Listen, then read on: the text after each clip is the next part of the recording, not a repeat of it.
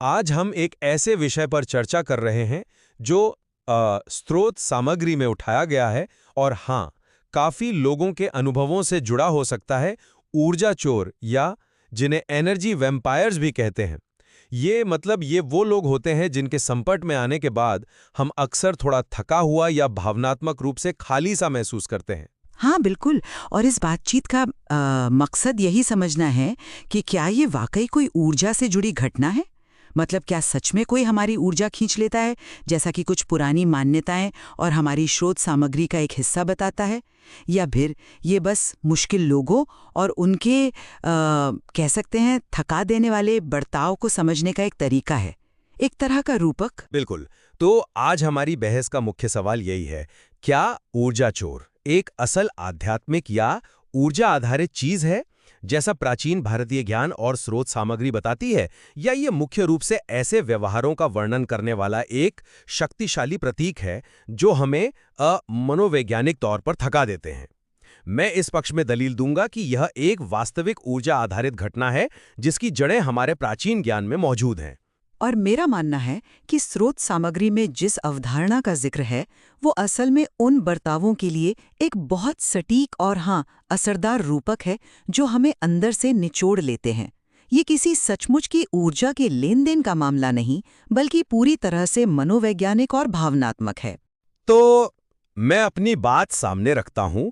मेरा पक्ष ये है कि ऊर्जा चोर सच में होते हैं और ये सिर्फ दिमाग का वहम या यूं कहें कि मनोविज्ञान का खेल नहीं है। ये वाकई में दूसरों की प्राण शक्ति, जिसे हम जीवन ऊर्जा कह सकते हैं, या उनके सूक्ष्म ऊर्जा क्षेत्र, जिसे आम भाषा में ऑरा भी कहा जाता है, उसका उसका नुकसान है। स्रोत सामग्री खुद वैदिक परंपराओं का हवाला देती है, जैसे अथर्ववेद में प्राण शक्ति के कम होने का जिक्र मिलता है। साथ ही पुराणों में ऐसी कहानियां हैं जहां असुर देवताओं की शक्ति सोख लेते हैं। इन्हें सिर्फ कहानियों की तरह नहीं देखना चाहिए, ये ऊर्जा के स्तर पर होने वाली क्रियाओं के प्रतीक हो सकते हैं। स्रोत में बताए गए पंचकोश सिद्धांत को देखें। ये सिद्धांत इंसान के वजूद की 5 परतें बताता है और इसमें प्राणमय कोश यानी हमारी जीवन ऊर्जा की परत और मनोमय कोश यानी मन की परत का जिक्र है, जो सीधे तौर पर प्रभावित होती हैं। इसी तरह शरीर के ऊर्जा केंद्र, जिन्हें चक्र कहते हैं, जैसे मूलाधार, स्वाधिष्ठान, मणिपुर और अनाहत चक्र, इन पर नकारात्मक असर पड़ता है, जो साफ तौर पर ऊर्जा के स्तर पर काम करता है। स्रोत में जो शारीरिक लक्षण बताए गए हैं, जैसे बिना मेहनत के थकान, सिर दर्द, मानसिक लक्षण जैसे ध्यान न लगना, चिड़चिड़ापन और भावनात्मक लक्षण जैसे उदासी, अस्थिरता, ये सिर्फ मनोवैज्ञानिक तनाव नहीं है, ये ऊर्जा की वास्तविक कमी के संकेत हैं, ऐसा मेरा मानना है। मैं समझती हूँ कि आप इसे ऊर्जा के नज़रिए से क्यों देख रहे हैं, खासकर जब स्रोत सामग्री इन शब्दों का इस्तेमाल करती है। लेकिन मेरा नज़रिया थोड़ा अलग है।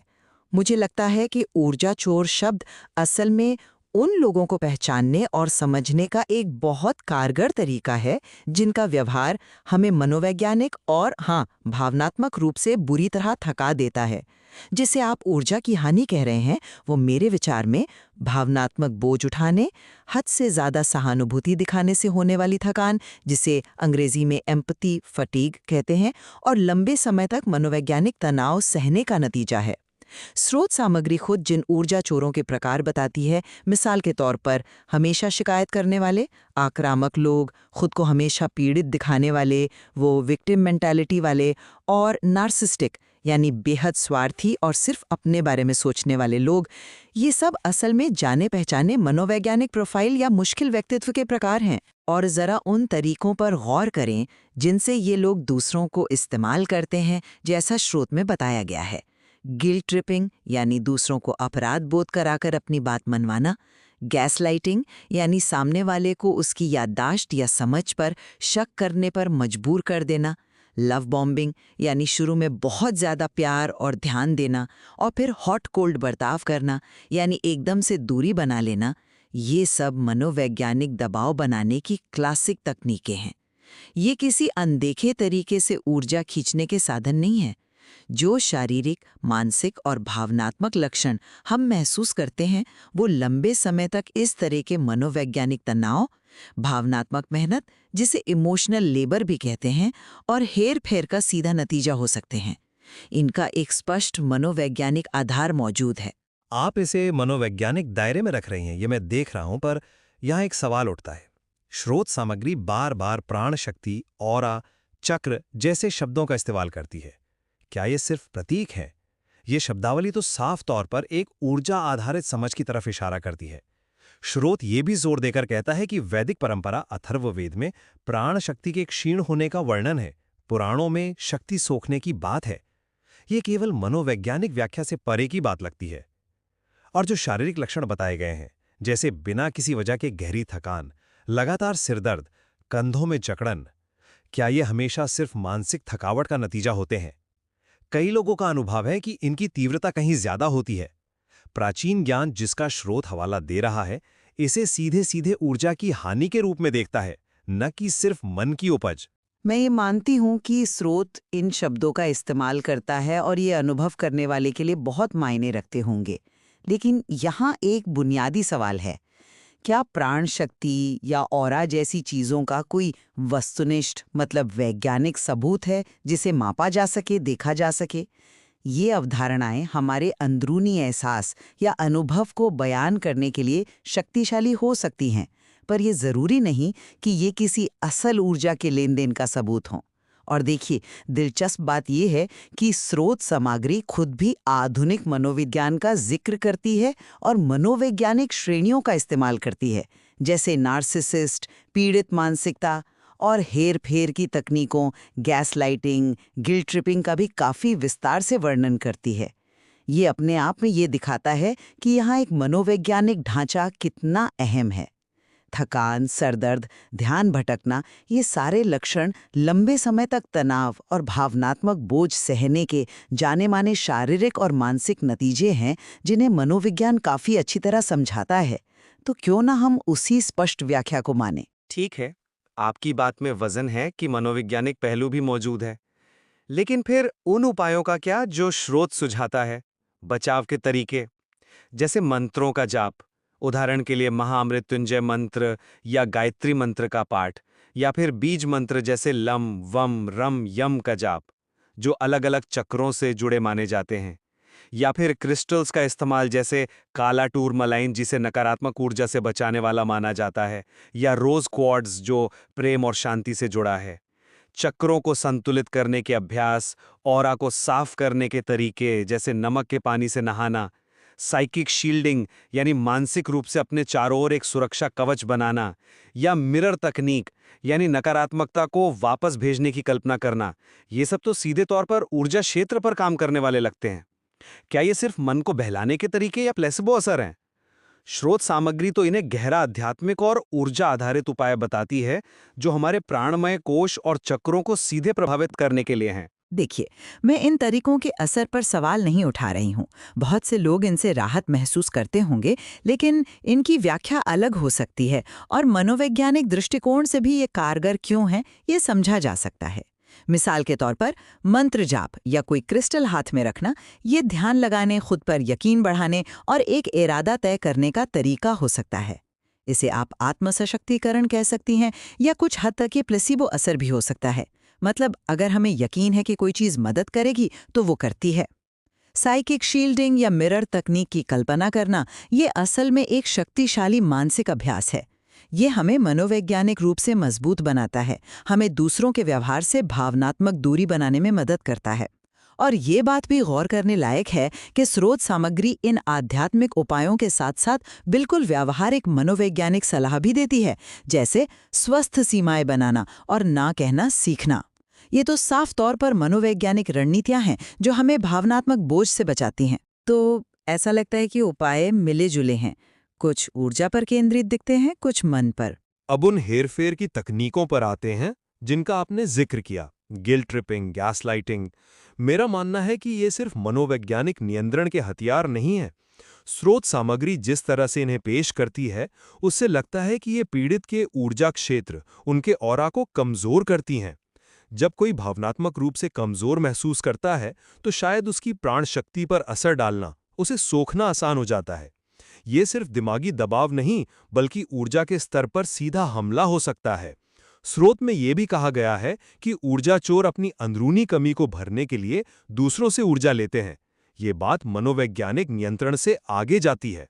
मैं इस व्याख्या से सहमत नहीं हो पा रही हूँ। मैं इन तकनीकों को मुख्य रूप से मनोवैज्ञानिक हथियार ही मानती हूँ। इनका मकसद साफ तौर पर सामने वाले पर मनोवैज्ञानिक काबू पाना, उसे भावनात्मक रूप से उकसाना या तोड़ना और उसके आत्मविश्वास और दुनिया को देखने के नजरिए को कमजोर करना है। इसके नतीजे में जो थकावट, कमजोरी या खालीपन महसूस होता है, जिसे आप ऊर्जा की हानि कह रहे हैं, वो मेरे ख्याल से इस लगातार के भावनात्मक और मानसिक बोझ, आत्मसंदेह और दूसरों के द्वारा किए जा रहे हेरफेर की वजह से होता है। ये किसी रहस्यमयी ऊर्जा के लेन देन का नतीजा नहीं है। इन तकनीकों का लक्ष्य पीड़ित को भावनात्मक रूप से अस्थिर और निर्भर बनाना होता है, जो कि पूरी तरह से एक मनोवैज्ञानिक प्रक्रिया है जिसके असर शारीरिक रूप से भी दिखते हैं। लेकिन अगर हम पूरी स्रोत सामग्री को देखें, उसके संतुलन को समझें, तो ये साफ दिखता है कि उसका झुकाव आध्यात्मिक अवधारणाओं की तरफ ज्यादा है। पंचकोश, चक्र प्रणाली, प्राण शक्ति, ऑरा, मंत्रों के प्रकार और उनका महत्व, वैदिक और पौराणिक संदर्भ, क्रिस्टल के नाम और उनके गुण, ऊर्जा साफ करने की तकनीकें, इन सब पर काफी विस्तार से बात की गई है। हाँ, मनोवैज्ञानिक पहलुओं का जिक्र जरूर है, जैसे आपने बताया नार्सिसिज्म या गैसलाइटिंग, लेकिन जोर स्पष्ट रूप से ऊर्जा आधारित समझ और उसी के समाधानों पर है। क्या ये नहीं दिखाता कि लेखक का मूल इरादा इसे मुख्य रूप से एक ऊर्जा आधारित घटना के तौर पर पेश करना है? हाँ, ये बात सही है कि सामग्री में आध्यात्मिक पहलू ज्यादा विस्तार से है और शब्दावली भी उसी तरफ इशारा करती है। लेकिन हम इस बात को अनदेखा नहीं कर सकते कि स्रोत मनोवैज्ञानिक श्रेणियां शिकायती, आक्रामक, पीड़ित, नार्सिसिस्ट और हेरफेर की तकनीकें, guilt tripping, gaslighting, love bombing का भी बहुत बारीकी से और विस्तार से वर्णन करता है। ये दिखाता है कि लेखक भी इन आपसी व्यवहारों के महत्वपूर्ण मनोवैज्ञानिक आयाम को पहचानता है और उसे शामिल करना जरूरी समझता है। शायद पूरी तस्वीर देखने के लिए हमें एक मिला-जुला नजरिया अपनाना चाहिए। हो सकता है ये अनुभव इतने जटिल हों कि उन्हें सिर्फ एक ही लेंस, चाहे वो आध्यात्मिक हो या मनोवैज्ञानिक, से देखना अधूरा हो। शायद दोनों पहलू एक साथ काम करते हों। अंत में मैं यही कहना चाहूंगा कि स्रोत सामग्री और हमारी प्राचीन भारतीय परंपराएं, जैसा कि स्रोत में उल्लेख है, इस विचार को पुख्ता करती हैं कि ऊर्जा चोर एक वास्तविक घटना है। ये सिर्फ मन का वहम नहीं, बल्कि हमारी प्राण शक्ति, हमारे प्राणमय कोश और चक्रों पर सीधा असर डालती हैं। इसीलिए आध्यात्मिक अभ्यास जैसे मंत्र जाप, ध्यान, चक्र संतुलन, ऑरा की सफाई और क्रिस्टल का प्रयोग महज मनोवैज्ञानिक उपाय नहीं है, बल्कि हमारी ऊर्जा को बचाने और उसे फिर से बढ़ाने के लिए महत्वपूर्ण और असरदार साधन है। ये मामला सिर्फ मानसिक सेहत का नहीं, बल्कि हमारी आध्यात्मिक सुरक्षा और विकास का भी है। और मेरा निष्कर्ष ये है कि लोगों के साथ रहकर थका हुआ या भावनात्मक रूप से निचोड़ा हुआ महसूस करने का अनुभव बेशक एकदम वास्तविक और महत्वपूर्ण है, लेकिन इसे मनोवैज्ञानिक गतिशीलता, भावनात्मक मेहनत, तनाव की प्रतिक्रियाओं और हेर-फेर की तकनीकों के नजरिए से समझना हमें ज्यादा व्यवहारिक और जमीनी समाधानों की ओर ले जाता है। समाधान जैसे कि अपनी स्वस्थ सीमाएं तय करना, जरूरत पड़ने पर ना कहना सीखना और अपने मानसिक और भावनात्मक स्वास्थ्य का सक्रिय रूप से ध्यान रखना।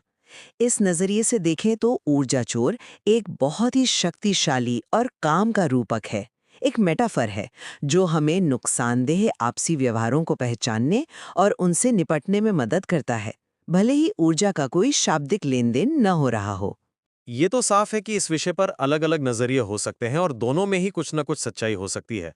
स्रोत सामग्री खुद भी आध्यात्मिक अवधारणाओं और मनोवैज्ञानिक टिप्पणियों का एक मिश्रण पेश करती है, जो शायद इस अनुभव की जटिलता को ही दर्शाता है। बिल्कुल, और शायद यही इन पेचीदा मानवीय अनुभवों की बहुस्तरीय प्रकृति है। एक ही घटना को समझने के कई तरीके हो सकते हैं। हम अपने श्रोताओं को इन दोनों दृष्टिकोणों पर विचार करने और शोध सामग्री में प्रस्तुत गहरी समझ और विभिन्न उपायों को खुद परखने के लिए प्रोत्साहित करते हैं। शायद असली समझ इन दोनों के बीच कहीं संतुलन बनाने में ही मिले।